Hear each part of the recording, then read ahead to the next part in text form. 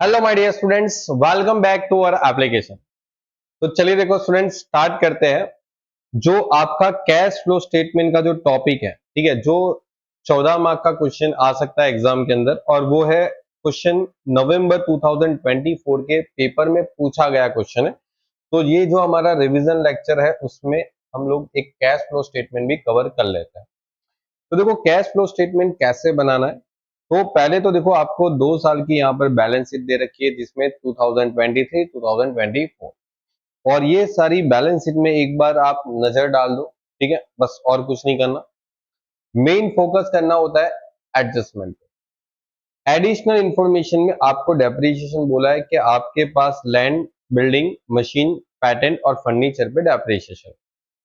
Machinery 1,62,000 was sold 1,40,000 during the year, और during the year 62,000 tax paid कर दिया और 84,000 डिविडेंड पे कर दिया।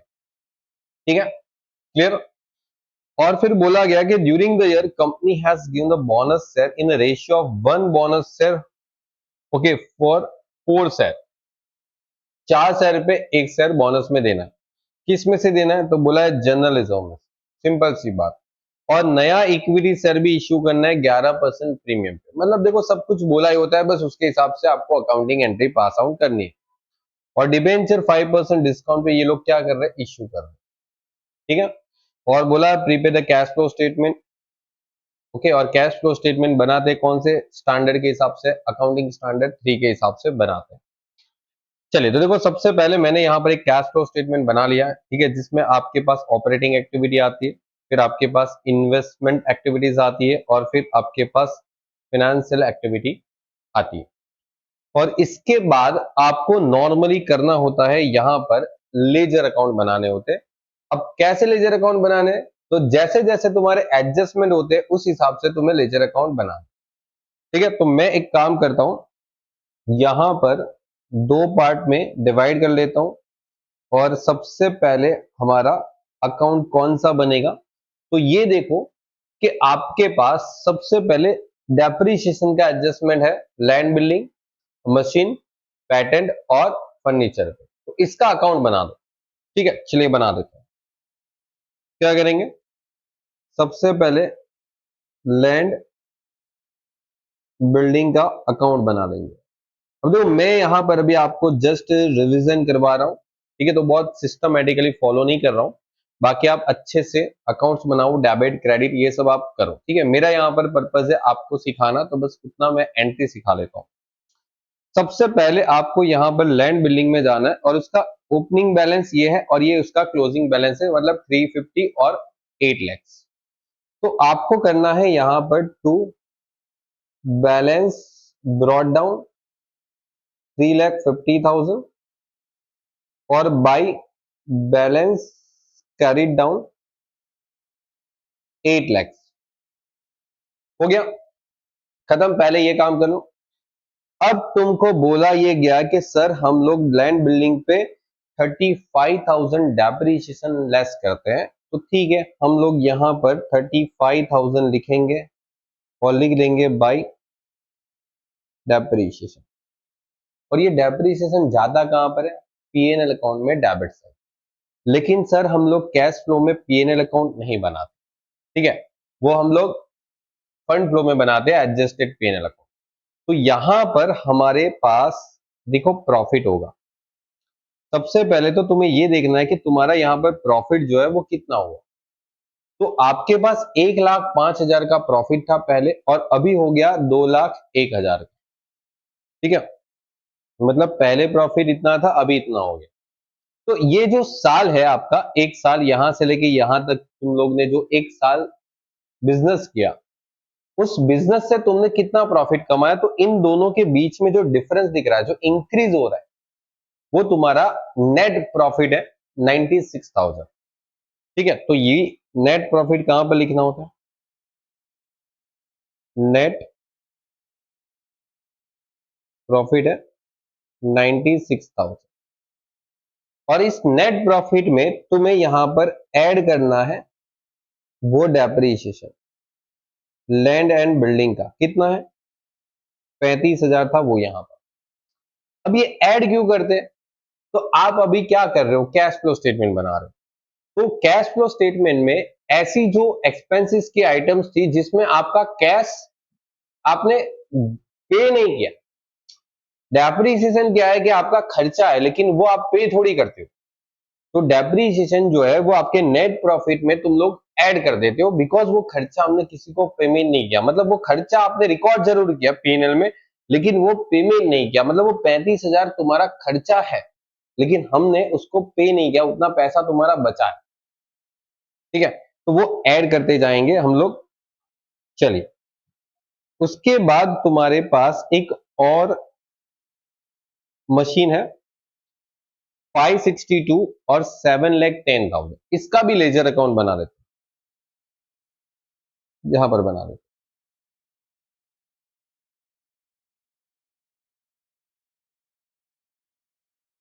क्या बैलेंस रहेगी? बैलेंस ब्रॉट डाउन और बैलेंस कैरिड डाउन। क्या रहता है? 562 और 7,10,000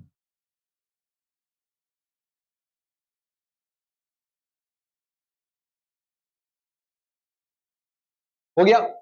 अब तुम्हारा काम जो है वो ये है कि सर क्या हम लोगों ने पूरे साल कुछ ना कुछ लैंड बिल्डिंग या मशीनरी में कुछ किया था? तो यस सर, मशीनरी में हम लोगों ने 1,12,400 का डेप्रिसिएशन डेबिट किया होगा पीएनएल में, और वो मशीन में क्या किया होगा? हम लोगों ने क्रेडिट किया होगा। तो यहां पर लिखेंगे बाय डेप्रिसिएशन कितना था? 1,12,400, 1,12,400 हो गया, सिंपल। और इसकी दूसरी एंट्री क्या करनी है? तो दूसरी एंट्री तुम्हारे यहां पर depreciation on plant and machinery 1,12,400। ठीक है, क्योंकि ये भी तो डेप्रीशिएशन है, इसका पेमेंट हमने किसी को नहीं किया। चलिए आगे बढ़ते हैं। नेक्स्ट, पैटेंट 16,000 का डेप्रीशिएशन बता रहा है, तो पैटेंट का अकाउंट बनाएंगे। पैटेंट कितना है बेटा? पैटेंट है 1,12,000 और यहाँ पर 96,000। चलिए उसका भी अकाउंट बना लेते हैं।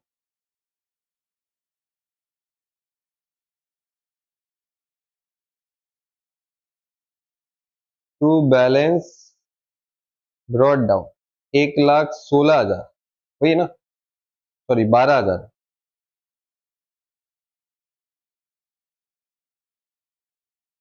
और बाई बैलेंस कैरिड डाउन 96,000।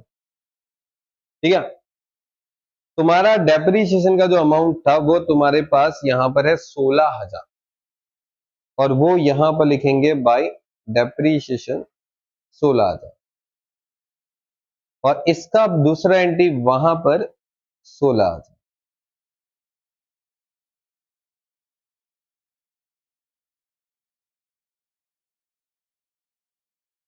हो गया। क्या अभी क्या है? अभी तो बोला सर फर्नीचर है, 6,300 का डेप्रीशिएशन दिखा रहा है, तो चलिए फर्नीचर को करते हैं। यहां पर फर्नीचर है, ये रहा फर्नीचर है, ये रहा। चलिए, तो फर्नीचर का हम लोग बैलेंस लिखे और यहां पर उसका अकाउंट बनाए।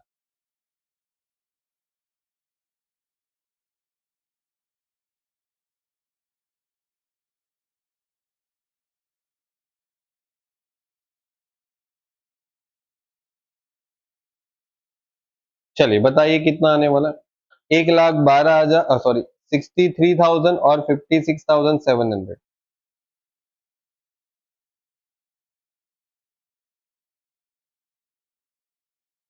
हो गया। और इसमें डेप्रीशिएशन कितना था? तो डेप्रीशिएशन इज 6,300। ठीक है, चलिए।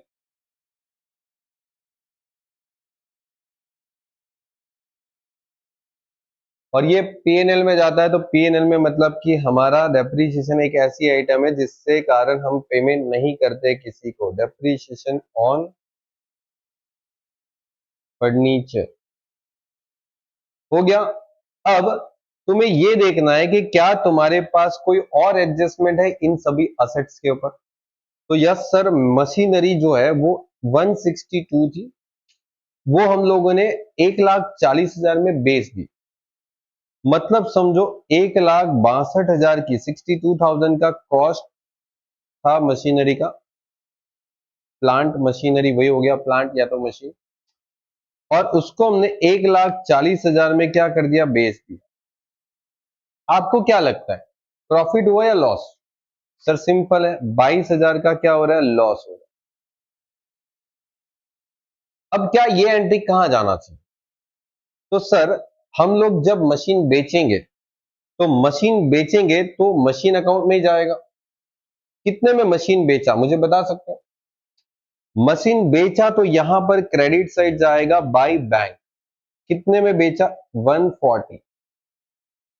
और प्रॉफिट कितना हुआ सर, 22,000।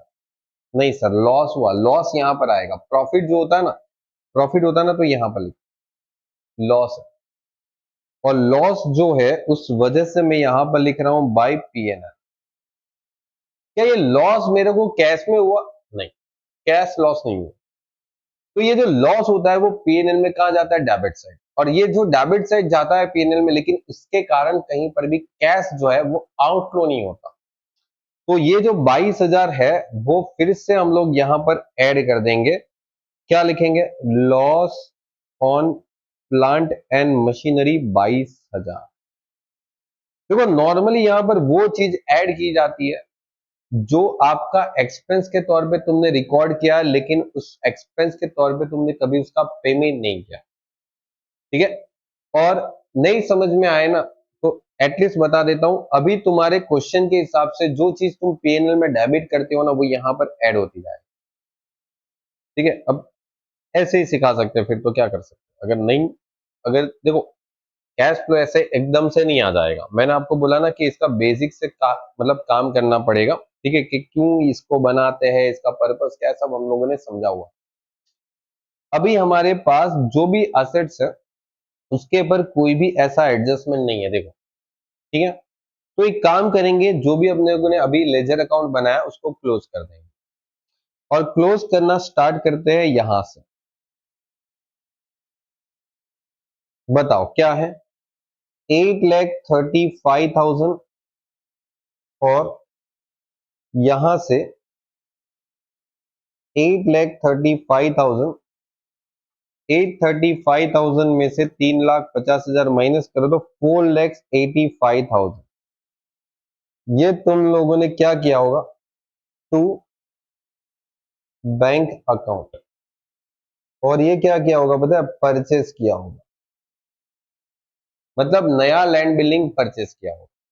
ठीक है, और यहां पर अगर मैं इसको क्लोज करता हूं, तो 7,10,000 प्लस 1,12,400 प्लस 140 प्लस 22,000, 984, 400, 984,400 में से 5,62,000 लेस कर दो, तो 4,22,400 जो है वो तुम्हारा यहां पर क्या होना चाहिए, ये जो तुम्हारा है उसको हम लोग बोलेंगे टू बैंक। और ये भी तुम्हारे लिए परचेस ही हो गया, परचेस ऑफ असेट्स हो गया। और ये दोनों जो है वो तुम्हारा इन्वेस्टमेंट एक्टिविटी का पार्ट है। और तुम लोगों ने इन्वेस्टमेंट मतलब कि एक तरीके से मशीनरी, मशीनरी जो है तुमने बेचा भी है, तो मशीनरी बेचने पे पैसा मिला भी होगा और मशीनरी खरीदने पे पैसा गया भी होगा। ठीक है, तो इन्वेस्टमेंट एक्टिविटी में तुम्हें आना है, और इन्वेस्टमेंट एक्टिविटी में लिखना है सेल ऑफ मशीन। 1,40,000 का मशीन तुमने बेचा, पैसा मिला इसलिए पॉजिटिव में। फिर यहां पर परचेस ऑफ मशीन, मशीन खरीदा 422,400 का, तो ये आपने पेमेंट किया होगा, तो ये लेस। नेक्स्ट, तुम लोगों ने मशीन के बाद बिल्डिंग भी खरीदा है, और बिल्डिंग खरीदने का तुम लोगों ने 4,85,000 का पेमेंट किया।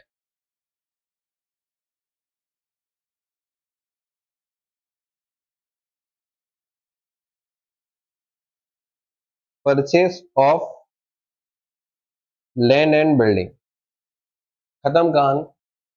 ओके, अभी तो आगे बढ़े तो आगे का कहानी ये है कि सर पेटेंट, तो पेटेंट में 16,000 प्लस 96,000 का टोटल करते हैं ना, तो बेटा ये आ जाता है 1,12,000। मतलब यहां पर कोई डिफरेंस नहीं आया, अच्छी बात है, टैली हो गया।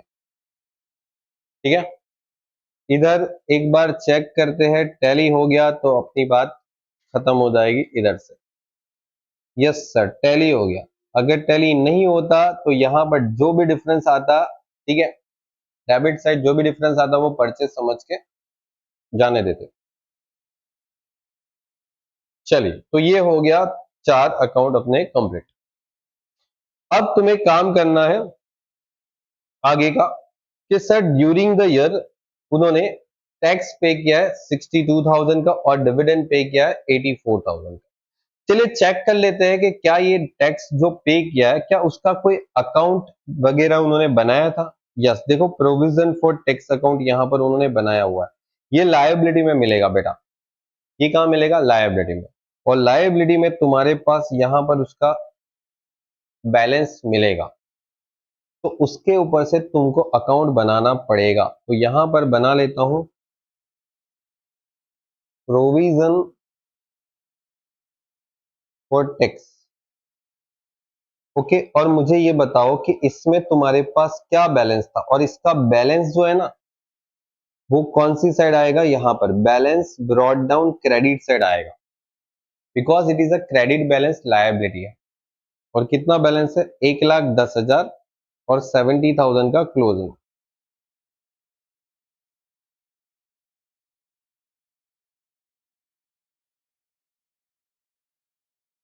हो गया। अब तुमको ये देखना है कि सर हमने टैक्स कितना पे किया था, तो बोले सर 62,000 का टैक्स पे किया था। अब टैक्स पे किया है तो पेमेंट करना है, तो ये यहां पर डेबिट साइड आएगा बैंक अकाउंट कितना, 62,000, राइट, 62,000 यहां पर देखो। ओके, तो 62,000 का यहां पर डेबिट साइड एंट्री होती है पेमेंट की।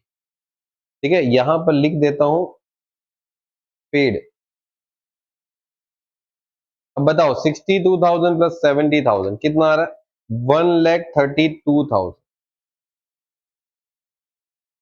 1,32,000। Now the difference is 22,000। ये जो डिफरेंस दिख रहा है ना, ये डिफरेंस जाएगा पीएनएल अकाउंट में। It is a provision for tax current year का। हम लोगों ने 22,000 इस साल प्रोविजन बनाया होगा, और ये प्रोविजन जो बनाते हैं ना उसके कारण तुम्हारा पीएनएल में एक डेबिट की एंट्री जाती है, लेकिन तुम इसका पेमेंट नहीं कर रहे हो, 22,000 का जस्ट प्रोविजन कर रहे हो। तो ये वापस यहां पर ऑपरेटिंग एक्टिविटी में 22,000 का एंट्री लगेगा, और लिखेंगे प्रोविजन फॉर टैक्स। ठीक है, चलिए काम हो गया, आगे बढ़ेंगे। अब डिविडेंड पे किया 84,000। अब देखो डिविडेंड का कोई भी उन्होंने प्रोविजन किया नहीं था, जैसे टैक्स का प्रोविजन किया था ना, वैसे डिविडेंड का यहां पर कोई भी प्रोविजन नहीं किया था। कभी कभी कुछ क्वेश्चन में देते हैं यहां पर डिविडेंड देखा हो, यहां पर नहीं है। तो अब क्या करें, तो यहां पर जो डिविडेंड था, ठीक है, ये जो डिविडेंड था ये सीधा सीधा हम लोगों ने पे कर दिया। और डिविडेंड जो पे करते हैं ना, वो नॉर्मली आपकी कौन सी एक्टिविटी होती है, फाइनेंशियल एक्टिविटी होती है। तो ये जो पेमेंट है वो फाइनेंशियल एक्टिविटी में दिखाना पड़ेगा। कौन सी एक्टिविटी में दिखाना पड़ेगा, फाइनेंशियल एक्टिविटी। और यहां पर दिखाना पड़ेगा डिविडेंड पेड।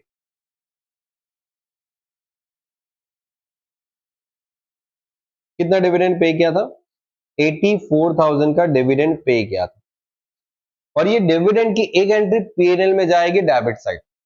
ठीक है, तो पीएनएल में डेबिट साइड मतलब कि हम लोग यहां पर 84,000 दिखाएंगे, क्या लिखेंगे,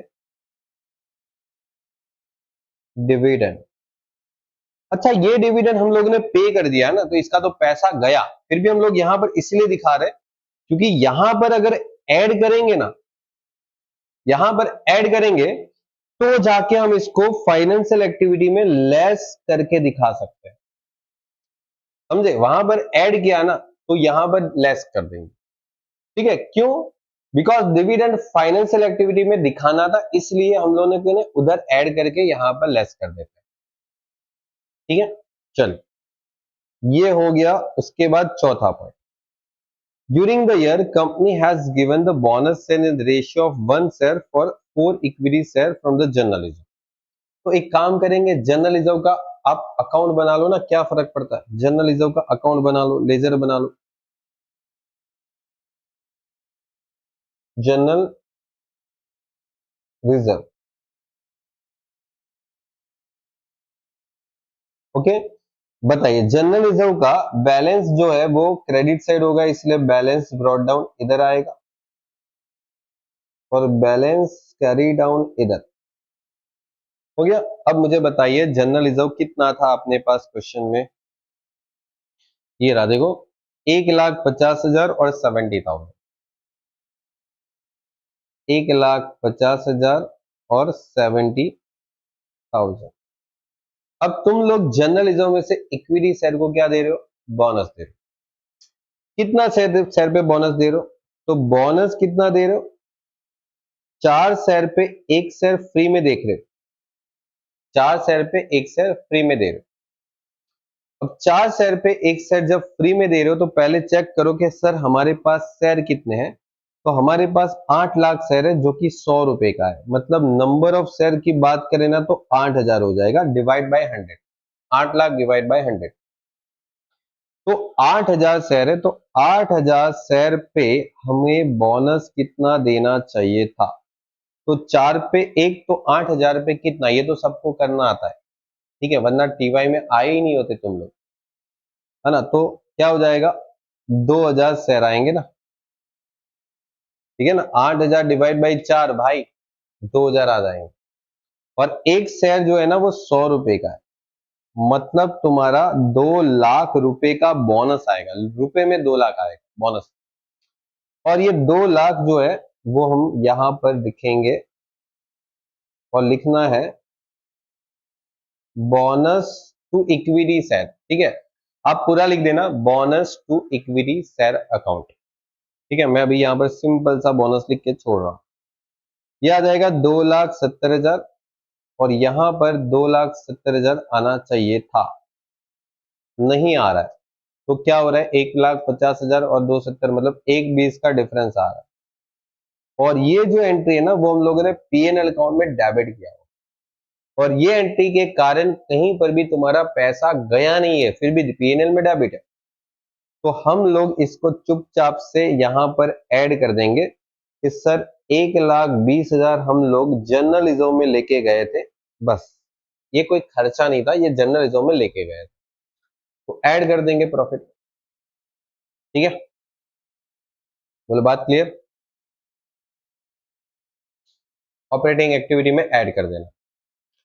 अभी स्टूडेंट्स आगे का कहानी क्या है? तो सर अभी हम लोग एक काम करने वाले हैं, अभी हम लोग इक्विटी शेयर का अकाउंट बनाएंगे, इक्विटी शेयर कैपिटल अकाउंट। बताइए sir, equity share capital account में बाय बैलेंस कितना आना चाहिए? बोले सर ये जो बैलेंस है ना वो तुम्हारे पास 8 लाख का है, ये रहा देखो, और क्लोजिंग बैलेंस 12 लाख का, ठीक है? ये 8 लाख का बैलेंस है और ये है तुम्हारे पास बैलेंस कैरी डाउन 12 लाख। अच्छा, जो बोनस आया था ना वो बोनस यहाँ पर क्रेडिट होगा, जो ऊपर डेबिट हुआ था ना जर्नलिज्म में बोनस, और यहां पर भी लिखना है बोनस टू इक्विटी शेयर। कितना बोनस दिया था सर? 2 लाख रुपए, बस, ज्यादा नहीं, 2 लाख।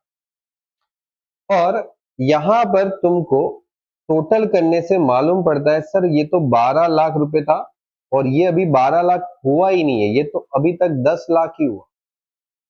तो ये जो डिफरेंस है वो क्या हुआ? बोला हुआ है, चिंता करने की जरूरत नहीं है, यहां पर बोला हुआ है, देखो, new equity share issue at 11% premium. Sir 11% premium पे नए शेयर इश्यू किया तो वो कितना किया? वो अमाउंट तो कहां दिया रखा, दिया है क्या? नहीं दिया है ना? तो फिर यहां पर ये जो नया इक्विटी सर इश्यू किया वो बैंक कितना, बोलो सर कितना, 2 लाख। और ये 2 लाख तो सिर्फ कैपिटल आई, ये जो 2 लाख है ना वो तो सिर्फ कैपिटल है बेटा, 2 लाख इज ओनली कैपिटल। यहां पर सिक्योरिटी प्रीमियम भी आ रहा है 11%, 2 लाख का 11% कितना हो जाता है, 22,000। और तुम्हारे पास अल्टीमेटली 2,22,000 रुपए आए होंगे ऑन कैश, ठीक है। तो आपका प्रीमियम भी तो आया, तो एक काम करते हैं सिक्योरिटी प्रीमियम का भी अकाउंट बना लेते हैं ना, क्यों चिंता करते हो। और यहां पर लिख देंगे बाय बैलेंस ब्रॉट डाउन। बताओ मेरे को कितना बैलेंस है, ये रहा 42,000 और 64,000, 42,000 और 64,000 टू बैलेंस कैरी डाउन। बताइए कितना बैलेंस कैरी डाउन करना था, 64,000। तो सर ये जो मैंने ये जो मैंने 22,000 का प्रीमियम लिया होगा, वो क्या वो प्रीमियम यहां पर क्रेडिट नहीं हुआ होगा, बिल्कुल सर, प्रीमियम यहां पर क्रेडिट हुआ होगा और ये जो 2 लाख है वो यहां पर क्रेडिट हुआ होगा। समझे कि नहीं बात, सही बात है सर। तो ये 22,000 जब यहां पर लिखोगे तो ये क्या लिखोगे, पैसे ही तो आए होंगे बैंक अकाउंट। और ये 64,000 हो गया सर, ये तो टैली हो गया, सही बात ना। अब तुम्हें यहां पर 22,000 जो मिले वो तुम्हारी कौन सी एक्टिविटी हो गई, शेयर इश्यू करना, वो एक्टिविटी कौन सी हो जाती है, वो हो जाती है फाइनेंशियल एक्टिविटी। 2,22,000 रुपए तुमको शेयर इश्यू करने से मिले पैसे कैश, तो लिखेंगे शेयर इश्यू, बराबर, एकदम बराबर। चलो आगे बढ़ेंगे। यहां पर एक और एडजस्टमेंट है, बोला सर फिफ्थ एडजस्टमेंट, डिबेंचर हम लोग 5% डिस्काउंट पे इश्यू करेंगे। तो सर डिबेंचर कितने हैं, debenture is 2,20,000 and now 4,20,000। Okay sir क्या करें, अकाउंट बना ले, यस सर, उसके बिना थोड़ी काम चलेगा। डिबेंचर अकाउंट बता सकते हो कितने डिबेंचर थे, सर डिबेंचर थे तो यहां पर बाय बैलेंस ब्रॉट डाउन कितने, 2,20,000। Okay sir, sir balance carried down कितना था, बैलेंस कैरेट डाउन था 4,20,000। ओके, तो सर पता कैसे चलेगा कि डिबेंचर कितने इश्यू किए हैं, कौन बताएगा, अपने को सपना थोड़ी आएगा कि डिबेंचर कितने इश्यू किए, बताना चाहिए था उनको। बोला है उसने कि डिबेंचर इश्यू किया, तो सीधी बात है 4,20,000 के डिबेंचर है और यहाँ पर 4,20,000 नहीं बन रहे, तो यहाँ पर जो डिफरेंस आ रहा है ना वो 2 लाख का आ रहा है, ये हो जाएगा इश्यू ऑफ डिबेंचर। और ये डिबेंचर 5% डिस्काउंट पे इश्यू करेंगे, 5% डिस्काउंट। तो यहां पर 2 लाख का 5% डिस्काउंट करूं ना तो मैं 10,000 बोल सकता हूं, और 10,000 डिस्काउंट करके 1,90,000 तुम्हारे पास पैसे आएंगे।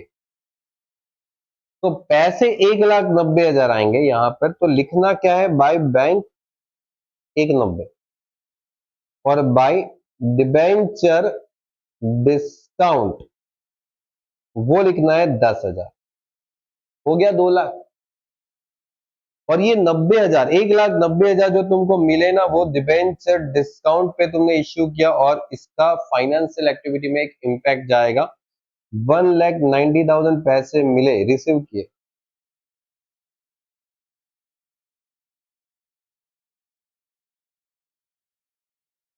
ओके, डिबेंचर इश्यू एकदम क्लियर है।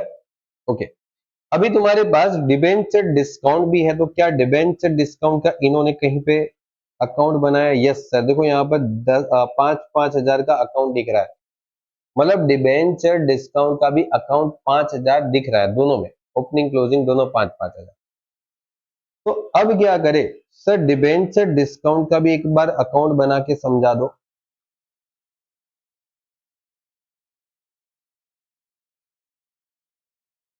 देखो समझाता हूं। तुम्हारे पास डिबेंचर का बैलेंस ब्रॉट डाउन कितना है। अच्छा, डिबेंचर जो है ना, डिबेंचर डिस्काउंट, वो आपका असेट साइड दिखाएगा। तो यहां पर डेबिट बैलेंस आएगा और ये बैलेंस कैरिड डाउन जो है वो इस साइड 5,000 दोनों। अब सिंपल सी बात है, तुमने डिबेंचर इश्यू किया था डिस्काउंट पे, तो ये डिस्काउंट जो है ना वो यहां पर जाएगा और लिखना पड़ेगा टू डिबेंचर अकाउंट 10,000, और ये टोटल मिला के 15 होना चाहिए। लेकिन नहीं सर, 15 नहीं है, मेरे पास तो 5 ही है। तो जो 10,000 जो यहां पर गए ना, वो तुम्हारे पीएनएल में जाते हैं। कहाँ जाते हैं? पीएनएल। और पीएनएल में तुमने ये एंट्री डेबिट किया होगा, लेकिन ये एंट्री से तुम्हारा कहीं पर भी पैसे गए नहीं। ठीक है, ये कोई एक्सपेंस के तौर पे तुमने किसी को पेमेंट नहीं किया, तो दैट्स वाई हम लोग इसको ऑपरेटिंग एक्टिविटी में यहां पर ऐड कर देंगे। 10,000 डिबेंचर डिस्काउंट राइट ऑफ हो गया। कोई डाउट यहां तक? सारे एडजस्टमेंट कंप्लीट। ठीक है, सारे एडजस्टमेंट कंप्लीट हो गए, देख लो। और अब क्या करना है, देखो सारे एडजस्टमेंट कंप्लीट होने के बाद तुमको यहां पर एक बार सारी असेट्स एक बार चेक कर लेने की, सारी असेट्स हमने कंप्लीट कर ली। और फिर एक बार सारे लायबिलिटीज में एक बार शेयर होल्डर फंड और नॉन करंट लायबिलिटी ये चेक कर लेनी। सिर्फ करंट एसेट करंट लायबिलिटी को छोड़ के बाकी सब देख लो एक बार। ठीक है, सारे एडजस्टमेंट होने के बाद देखो ऑलमोस्ट तुम्हारा कंप्लीट हो जाएगा, यहां तक सब कंप्लीट है। और इसमें भी अगर देखोगे ना तो यहां तक सब कंप्लीट है। नॉन करंट असेट्स और नॉन करंट लायबिलिटी सब कंप्लीट हो गया।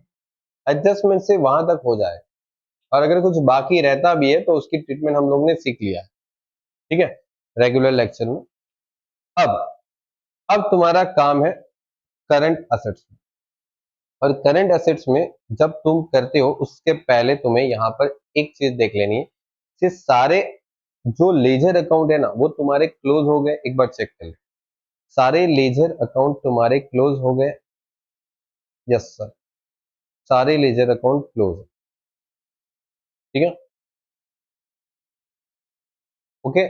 चल, अब तुम्हारा यहाँ पर टोटल बनता है, तो टोटल इज 96,000, 35,000, 1,12,400, 16,000, 6,300, 22,000, 22,000, 84,000, 1,20,000 और 10,000।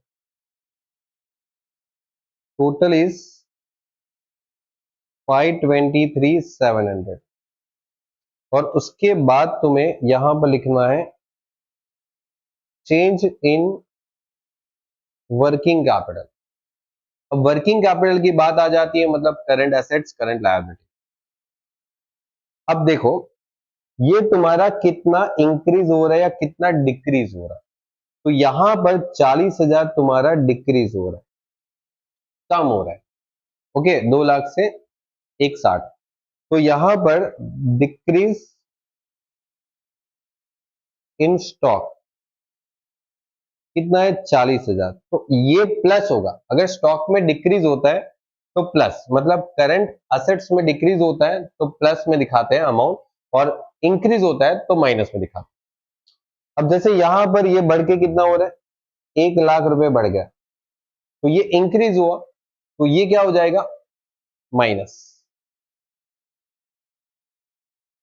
माइनस इंक्रीज इन डेटर्स हो गया। कैश नहीं लिखना है बिकॉज हम लोग कैश फ्लो स्टेटमेंट बना रहे, कैश अभी नहीं लिखेंगे। आ जाओ इधर, सब कुछ हो गया बस सिवाय के इसके। ये क्या हो रहा है? ये हो रहा है इंक्रीज। 126,000 में 168,000 बन रहा है, मतलब 42,000 का इंक्रीज हो रहा है। और करंट लायबिलिटी में इंक्रीज होता है तो ऐड करना है, डिक्रीज होता है तो लेस करना है। ठीक है, 42,000 इंक्रीज इन क्रेडिटर, और ये चीज को एडलेस करेंगे ऊपर 5,23,700 में, प्लस 40 माइनस 1,00,000 माइनस 42, 4,21,700।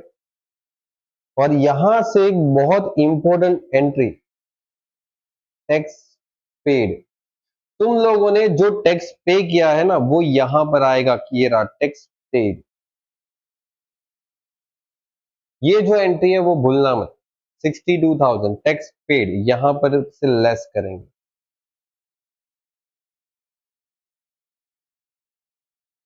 62,000 कितना आ रहा है?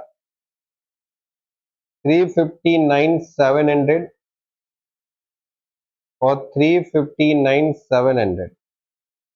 चलिए ये भी लिखेंगे यहां पर, 140 422 400 माइनस 485,000, माइनस में 767,400 767,400, और ये है तुम्हारे पास यहां पर 84,000। देखो माइनस में है तो उसमें 2,22,000 प्लस करें और 1,90,000 प्लस करें तो 3,28,000, 328,000। और अभी ये जो तुम्हारे पास बाहर जो तीन अमाउंट आई उसमें सब एडलेस कर दो।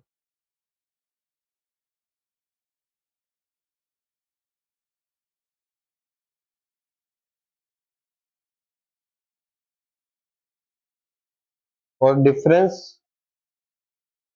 79700 ये माइनस में आ रहा है। और